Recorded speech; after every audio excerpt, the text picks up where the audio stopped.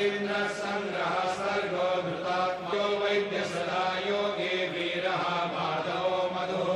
अतीन्द्रियो महामायो महोत्साहो महाबलः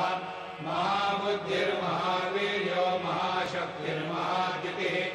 अनिर्देशो श्रीमानमे आत्मा महादिदृग महेश्वासो महीभर्ता श्रीनिवास सताङ्गतिः अनिरुद्धसुरानन्दो गोविन्दो गोविदाम्पतिः मरीचिर्दमनोहंसः सुपर्णो भुजगोत्तमः हिरण्यनाभस्तुतपा पद्मनाभः प्रजापतिः अमृतः सर्वदृक्सिंहः सन्दाता सन्निवान् चिरः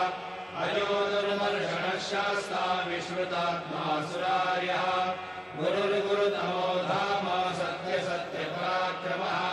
निमिषो निमिषश्रग्वी वाचस्पतिरुदारधीः